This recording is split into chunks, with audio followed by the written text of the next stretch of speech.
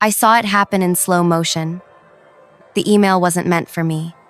Nora's billing rate to clients will remain at $300 hour, but keep her at $12 hour through Q4.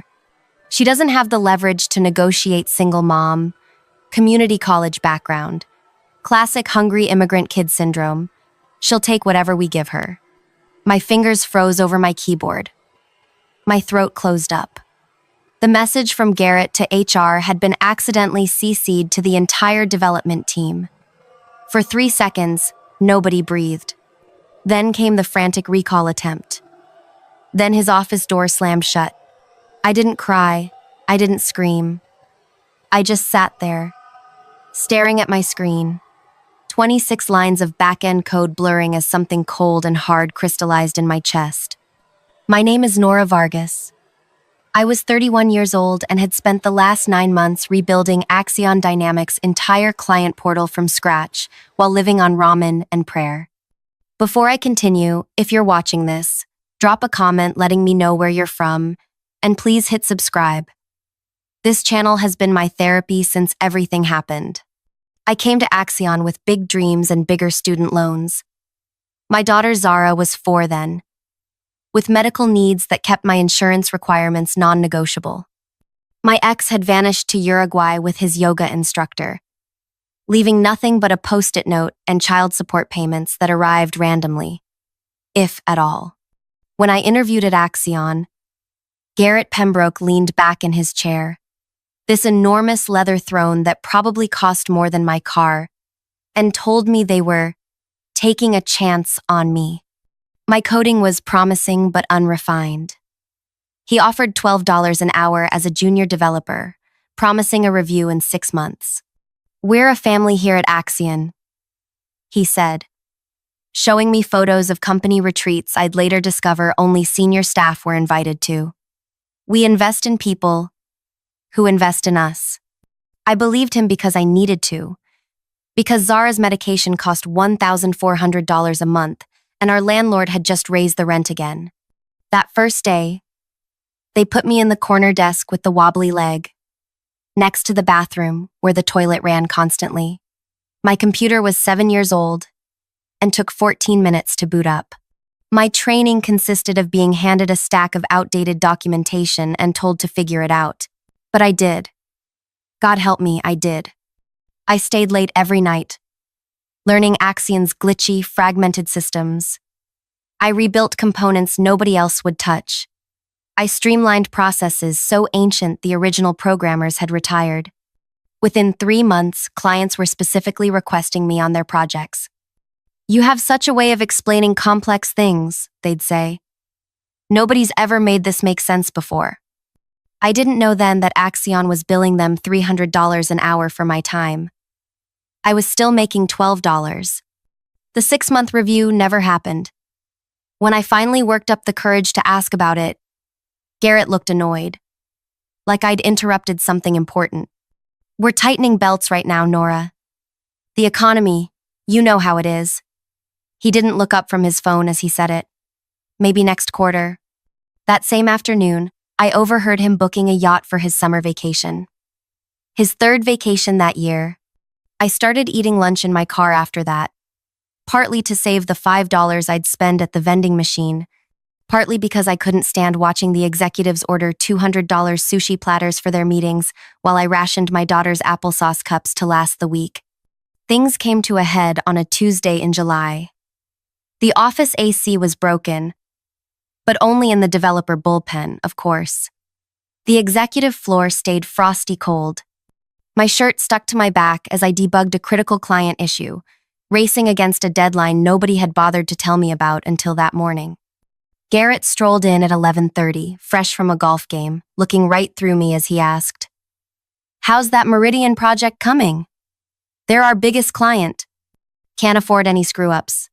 "Almost done," I said, not mentioning I'd been there since 5 a.m. "Just fixing the payment processing integration." Good, good. He checked his Rolex, a new one, different from last week's. "They're paying premium rates for this rush job, so make it perfect." Something made me ask, what does Meridian pay for rush development work? His eyes narrowed, but he answered casually. $3.50 an hour. Corporate rate. $350 an hour. For my work. My $12 an hour labor. That night, after putting Zara to bed in our one-bedroom apartment where she slept on the pull-out couch because I couldn't afford a two-bedroom, I opened my laptop. Not my work computer. My personal one. The ancient Dell I'd pieced together from parts found at university surplus sales. I started building. Not just coding planning. Drawing diagrams. Thinking like the business owner no one at Axion would ever believe I could be. I studied their client contracts when no one was looking. I analyzed their pricing structure. I documented their failings and inefficiencies. Every night, from 9 p.m. to 3 a.m., I built my alternative. I called it Luma, a client portal system so intuitive, so elegant, that it made Axion's platform look like it was built in the Stone Age. Because, honestly, parts of it were. I named my company Solaris Digital. Just seeing the words in my registration documents made me feel powerful for the first time in years. During the day, I kept my head down at Axion. I smiled when Garrett complained about budget constraints while wearing a new designer watch. I nodded when HR sent around a memo about postponing performance reviews due to economic uncertainty. The same week, they renovated the executive washrooms with imported marble. I worked harder than ever on their projects. Because every line of code I wrote for them taught me something I could improve in my own system. 3 months into my nighttime venture, my neighbor Pia, a graphic designer who'd been similarly exploited at her agency, joined me. We worked from my kitchen table after our kids were asleep, her designing the beautiful interface that would make my powerful backend shine.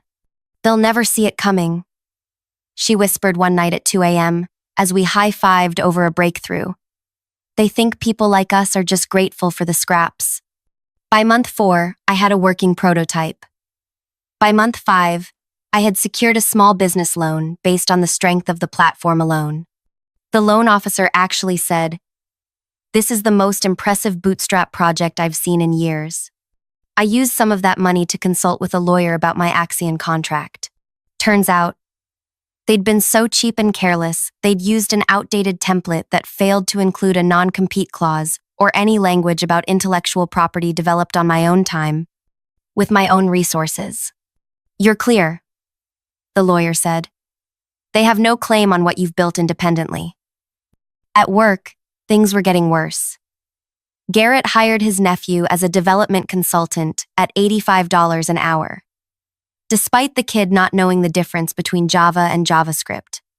Meanwhile, my request for a $2 raise was met with a patronizing lecture about paying my dues and the realities of business.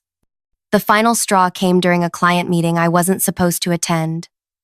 I was called in last minute when the demo Garrett's nephew had prepared crashed spectacularly.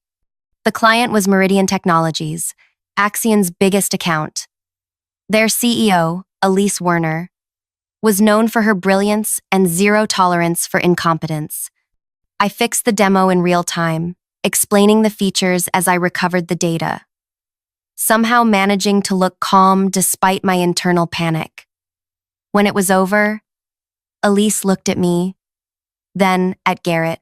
"Who is this?" she asked him. "Oh, just one of our junior people," he said dismissively. "Nora's been with us about a year." Elise's eyes never left mine. "You built this entire system?" Before Garrett could interrupt, I nodded. "Yes, and the previous version too." Elise handed me her card. Not her company card, but her personal one, with her private number handwritten on the back. "Call me," she said quietly. "We should talk." Garrett's face darkened as he escorted her out, his hand firmly on her elbow, as if to steer her away from me. Through the glass conference room walls, I saw him laughing too loudly at something she said, while she looked back at me with curious eyes. That night after Zara fell asleep, I called the number. I've been watching you solve problems in real time for 90 minutes, Elise said without preamble. That's more impressive than most developers' portfolios. What's your story, Nora? So I told her. Not everything. I wasn't ready to reveal Luma yet, but enough. About my background, my education, my daughter, my passion for elegant solutions. What's Axion paying you? She asked bluntly. I hesitated, then told her. The silence that followed was so long I thought we'd been disconnected. $12 an hour, she finally repeated.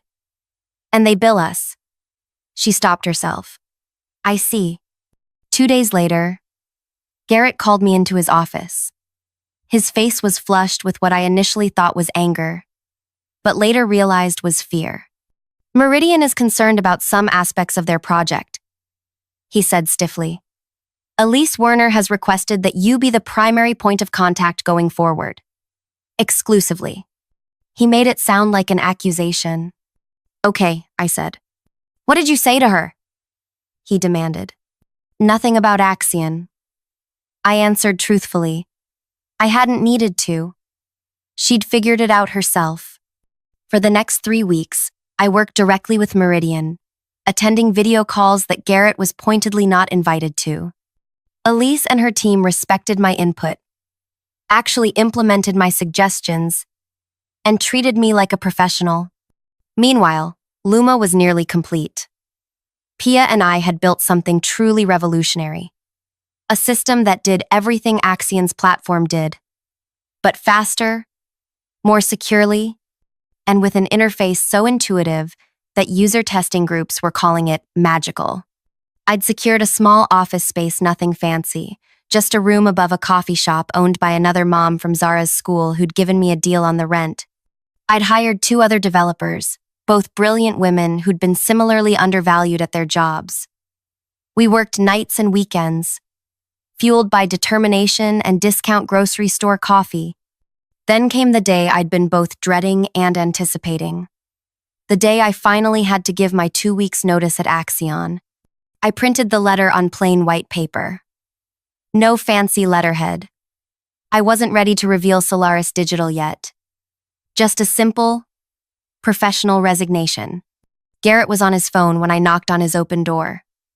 He held up one finger, making me wait while he finished what sounded like a lunch reservation for 4 at a restaurant where appetizers cost more than my daily wage.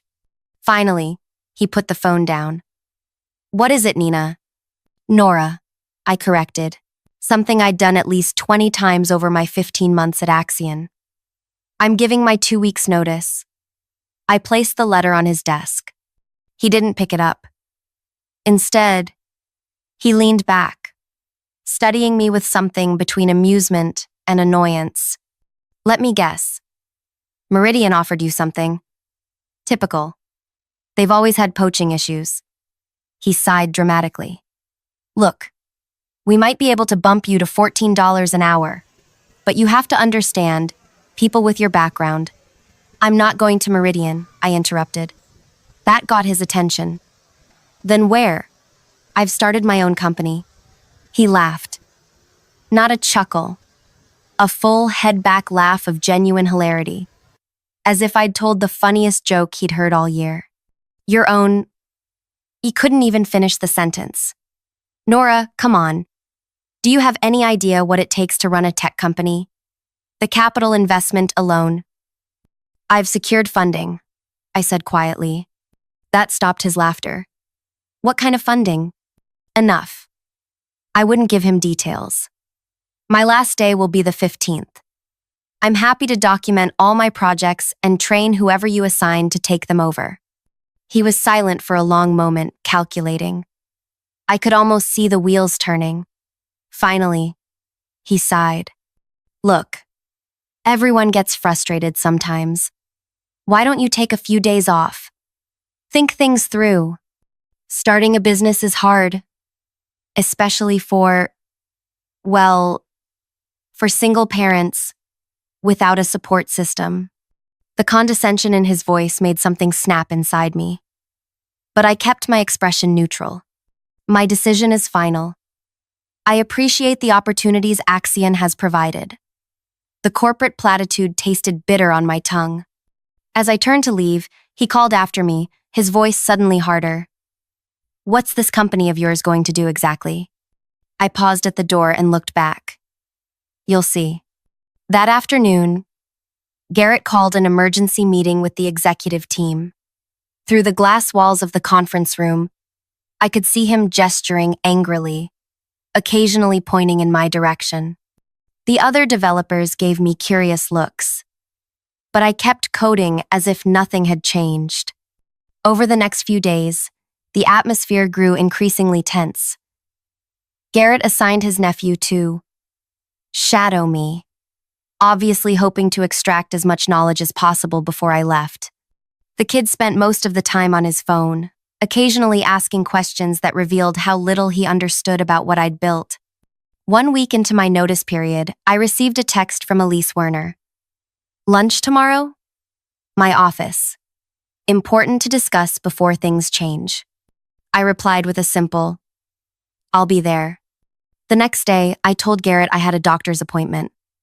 He looked suspicious, but couldn't exactly deny me medical care. I took an Uber to Meridian's headquarters, a beautiful glass building downtown that made Axion's offices look shabby by comparison. Elise met me in the lobby herself, rather than sending an assistant.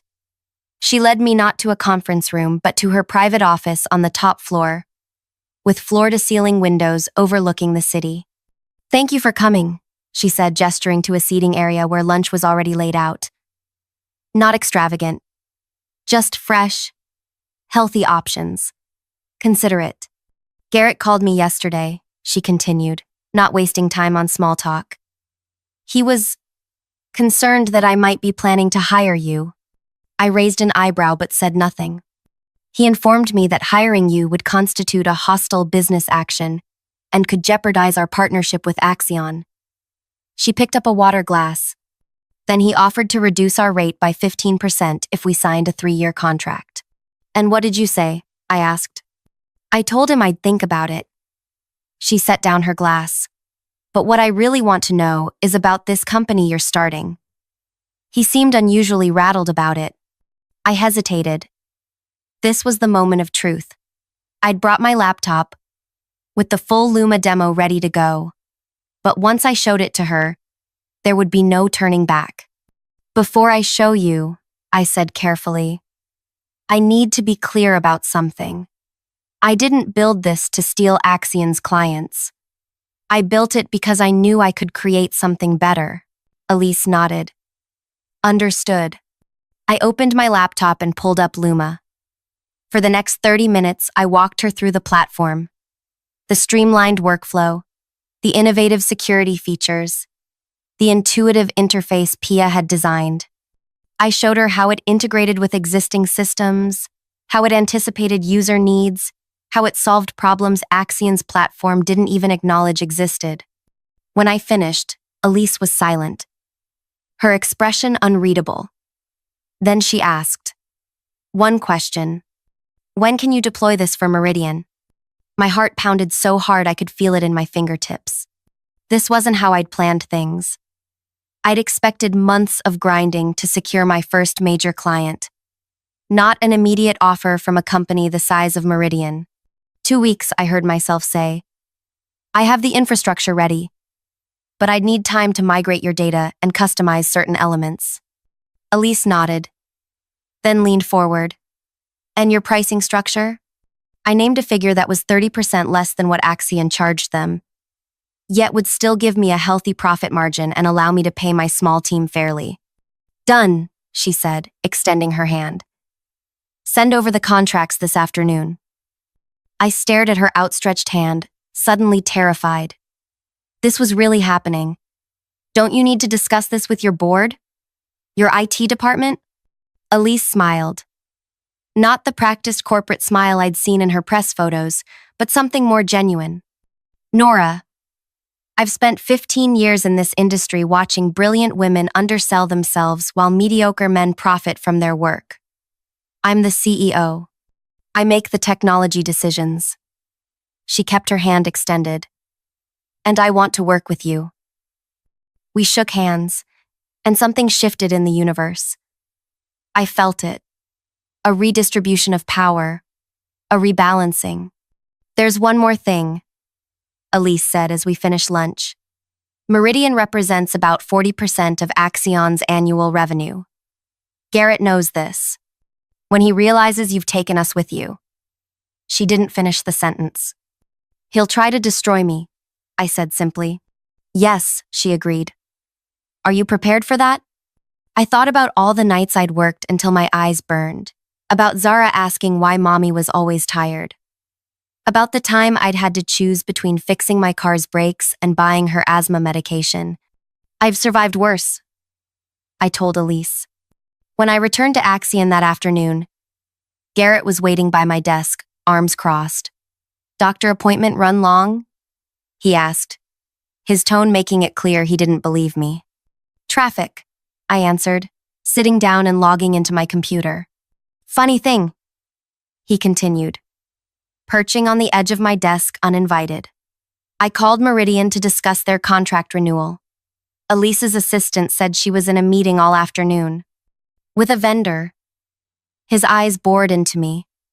"You wouldn't happen to know anything about that, would you?" I met his gaze steadily. "I'm not privy to Elise Werner's schedule." He studied me for a moment longer, then pushed off my desk. "Just remember, anything you developed while employed here belongs to Axion. Anything." He emphasized the word with a jab of his finger toward my face. "And I'll be damned if I let some community college dropout walk away with my intellectual property." I waited until he was halfway across the room before I spoke. Actually, I did graduate. My voice was quiet but carried in the suddenly silent office. Summa cum laude. It's in my employment file. The one you obviously never read. His shoulders stiffened, but he didn't turn around. That night, I didn't sleep. I worked. I finalized contracts with Meridian, secured our new office space, and mapped out a transition plan for my remaining week at Axion. I also backed up every email, every document, every piece of evidence showing that Luma was developed independently, on my own time, with my own resources. Just after midnight, my phone buzzed with a text from a number I didn't recognize. "Watch your back. G knows something's up.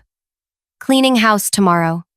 The next morning, I arrived at Axion to find security guards at the entrance. Malcolm, a senior developer who'd always been kind to me, was being escorted out, his decade of personal belongings stuffed into a cardboard box. "What's happening?" I asked Jenna from HR as she hurried past, looking flustered. "Organizational restructuring," she said without meeting my eyes.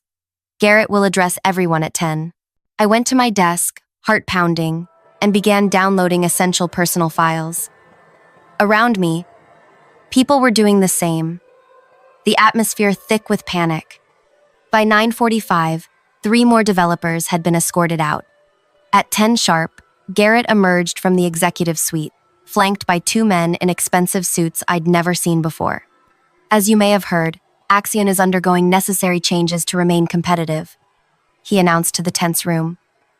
"Unfortunately, that means eliminating positions that no longer align with our strategic vision." He read from a list. 10 names. When he finished, security guards moved toward those people. Mine wasn't among them, and the relief I felt was immediately followed by shame. "Those whose names were called, please gather your personal items and follow security. Your final paychecks will be mailed." Garrett's voice was mechanical. "The rest of you, there will be a mandatory team meeting at 2 p.m. to discuss the new direction of the company." As the shell-shocked employees were let out, I noticed a pattern. Every person on the list had been hired around the same time as me. Every person had been underpaid. And every person had, at some point, questioned Garrett's decisions. He was eliminating potential allies before coming for me. I spent the next hours in a fog, mechanically coding while planning my escape. The 2 p.m. meeting had to be a trap. But leaving early would only confirm his suspicions. At 1:30, my cell phone rang. Zara's school. "Miss Vargas?" Zara had an asthma attack during recess. She's stable, but she's asking for you. The school nurse's voice cut through everything else. I'll be right there. I grabbed my bag and rushed toward the exit, almost colliding with Garrett as he emerged from the elevator. Where are you going? He demanded. The meeting. My daughter's in the nurse's office, asthma attack. I tried to move past him. He blocked my path. We're in the middle of a company crisis. And you're leaving for a routine medical issue? Something inside me crystallized. In that moment, I saw him completely. Not as the intimidating boss I'd feared, but as the small, insecure man he truly was.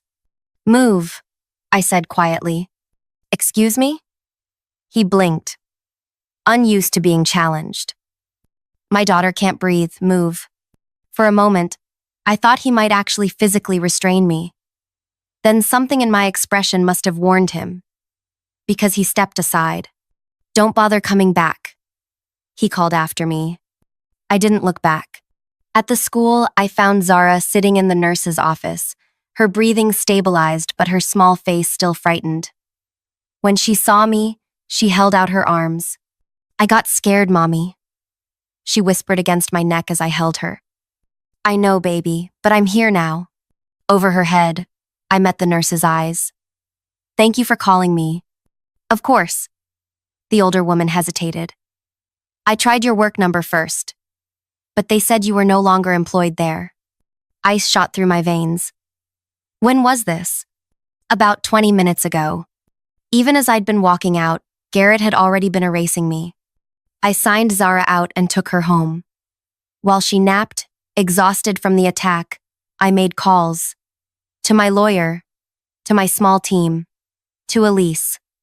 He fired me, I explained. Or, I quit. It happened simultaneously.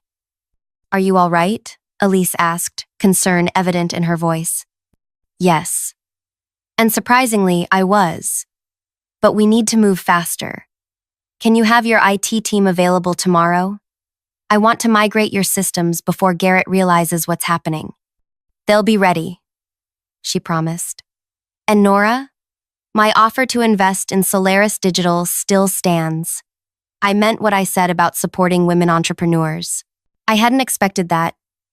A powerful ally who saw my value not just as a service provider but as a business owner. The emotion caught in my throat. Thank you, I managed. That evening, as I tucked Zara into bed, my phone exploded with notifications. Emails, texts, voicemails, all from Axion employees, current and recently fired. Word had spread about my departure and Garrett's meltdown afterward. He completely lost it. Texted Rohit, a developer I'd trained. Started screaming about betrayal and intellectual property theft. Had security remove everything from your desk. Even took your coffee mug. From Malcolm. Heard you're starting something new. Whatever it is, I'm in. From Jenna in HR. Just overheard G on the phone with lawyers. They're planning to sue you for stealing their proprietary technology. Direct quote, I don't care what it costs. Destroy her. Please tell me you have protection. I did. My lawyer had ensured everything was airtight. I had documented every line of code written for Luma, all on my own time. I had witnesses who could testify that Axion had no similar technology in development. I had dated records showing Luma was conceived and built entirely separate from my Axion work. But legal protection wouldn't stop Garrett from trying to crush me. He had resources, connections, and a vindictive streak a mile wide. The next morning, I dropped Zara at school and headed to our small office above the coffee shop. Pia was already there, setting up workstations for the 2 additional developers we'd hired, both former Axion employees Garrett had fired yesterday. Ready for this? She asked, handing me coffee in a chipped mug with Boss Lady written on it. A gift from her daughter to mark the founding of Solaris Digital. No, I admitted. But we're doing it anyway. The next 12 hours were a blur of focused work. We migrated Meridian's entire system to Luma, troubleshooting in real time, supporting their employees through the transition. By midnight, it was done. Meridian was officially running on our platform. I drove home in a daze, equal parts exhausted and exhilarated. We'd done it. Launched our company, secured a major client, and completed our first successful deployment, all in the span of 48 hours. The next morning, I woke to my phone ringing. Unknown number. Is this Nora Vargas? An unfamiliar male voice. Yes, I answered cautiously. This is Daniel Kiernan from Venture Capital. Elise Werner suggested I call you. We're interested in discussing investment opportunities with Solaris Digital. I sat up in bed, suddenly wide awake. Venture Capital was one of the largest tech investment firms in the country. I'm listening. We've reviewed the preliminary information Elise shared, and we're impressed with Luma's capabilities, particularly how it addresses pain points that Axion's platform has ignored for years. He paused. I understand you developed this independently? Completely. I confirmed. I can provide all documentation. Good. Because Garrett Pembroke is currently telling anyone who'll listen that you stole Axion's intellectual property, including our managing partner, during a rather awkward breakfast meeting this morning. My stomach dropped. And what did your managing partner say? Daniel chuckled. She asked to see Axion's patent filings for the technology Garrett claims you stole. There weren't any, of course. The relief was instant but short-lived. That won't stop him, I said. No, Daniel agreed. Which is why we'd like to meet as soon as possible. Today, if you're available. Having Venter's backing would make potential clients less nervous about Garrett's threats. We arranged to meet that afternoon. I called my neighbor to watch Zara after school and headed to our office to prepare with Pia and the team. I was reviewing our pitch deck when my lawyer called. Axion just filed suit, he said without preamble.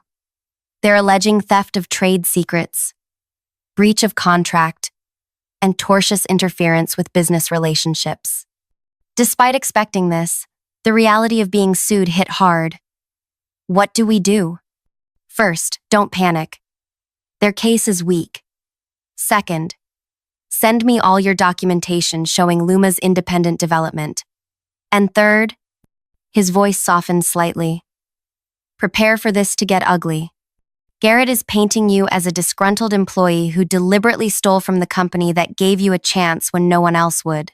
The familiar narrative made my blood boil. The ungrateful immigrant. The charity case. Who didn't know her place. Let me guess, I said bitterly. He's playing the victim? Poor successful businessman targeted by scheming former employee? Something like that. My lawyer confirmed. But we have truth on our side. And apparently, you have Elise Werner, which counts for a lot. After hanging up, I sat quietly, absorbing the reality. I was being sued. My fledgling company was under attack. The safe path would be to settle, to give Garrett something to satisfy his ego, to make the problem go away.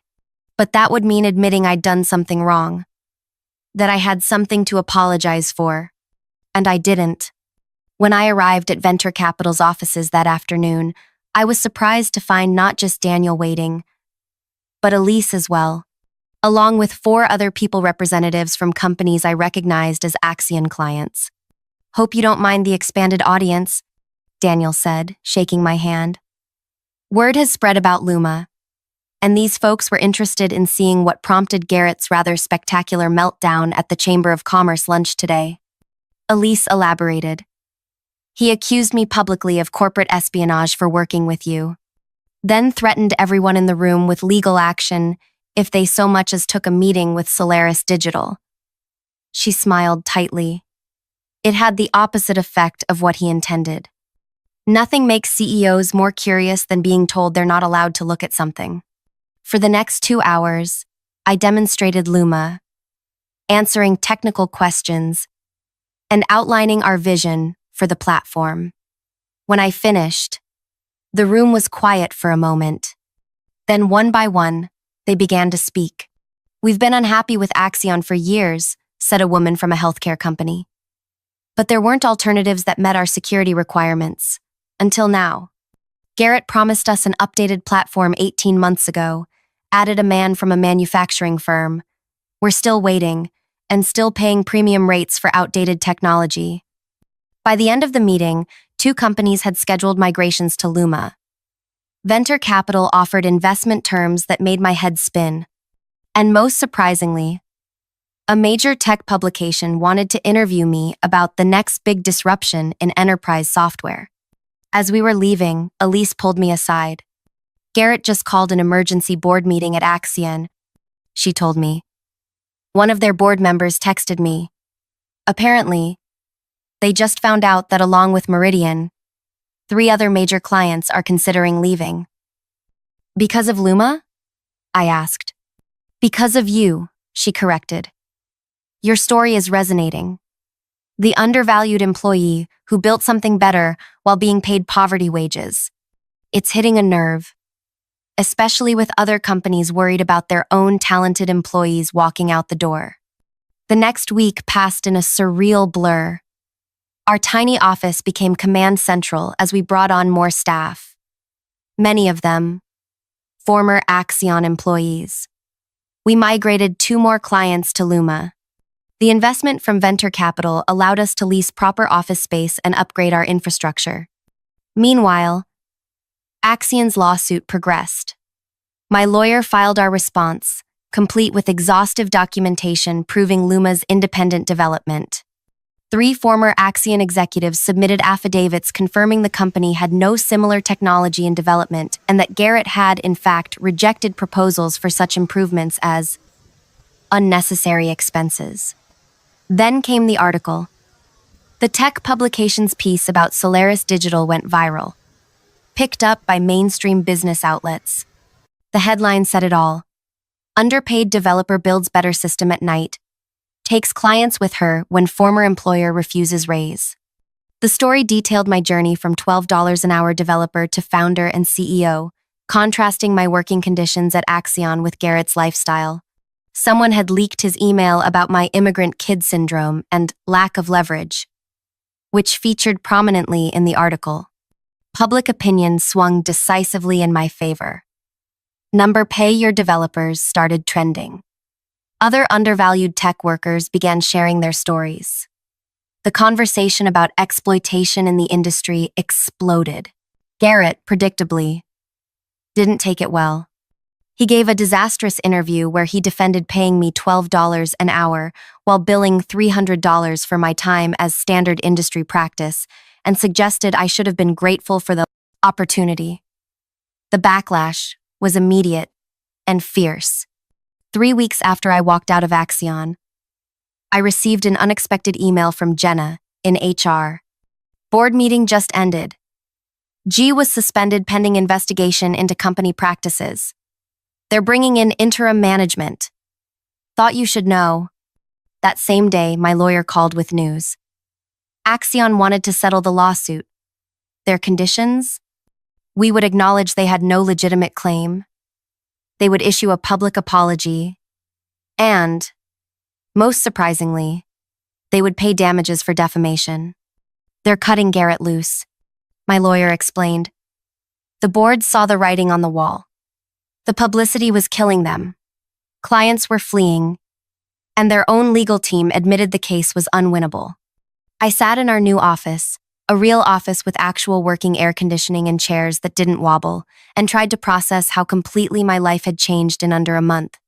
"What do you want to do?" Pia asked quietly. She'd been with me from the beginning, working at my kitchen table when Luma was just an idea born of desperation and rage. What did I want? Revenge had stopped being my primary motivation somewhere along the way.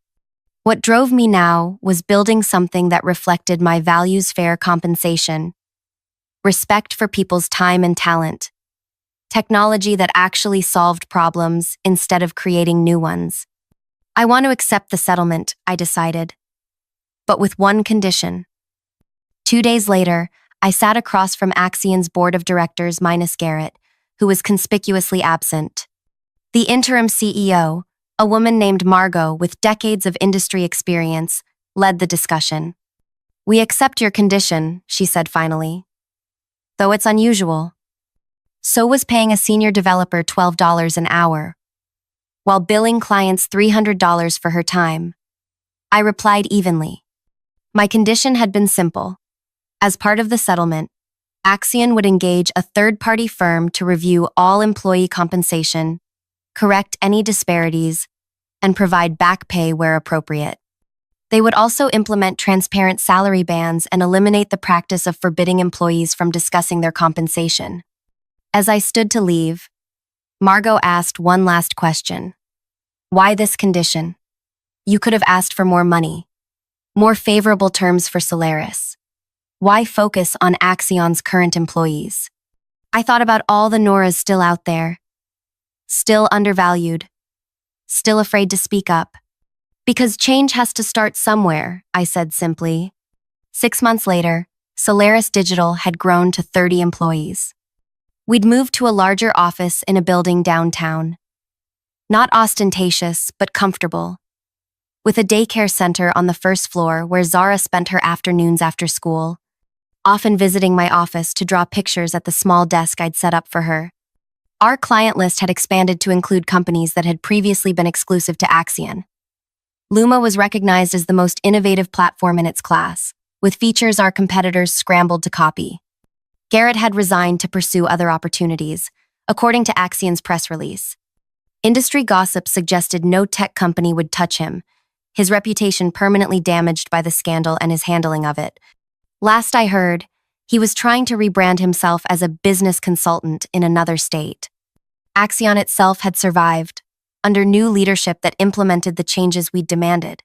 Former colleagues told me the company culture had transformed, with transparent compensation and proper recognition of contributions.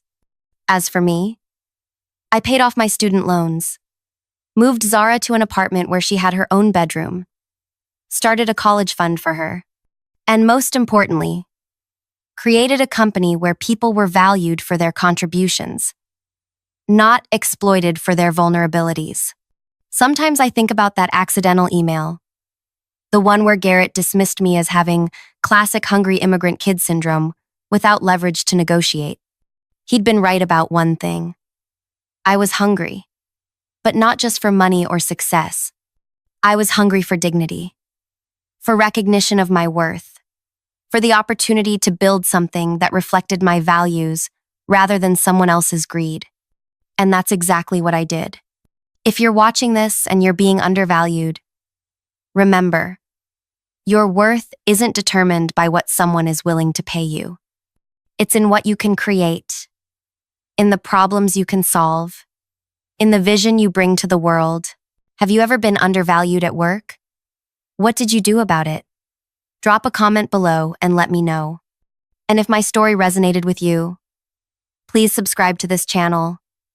I share new experiences about business, technology, and finding your worth in a world that often tries to minimize it. Remember, sometimes the best revenge isn't destruction. It's creation. Building something so undeniably excellent that those who underestimated you are forced to watch your success from the sidelines.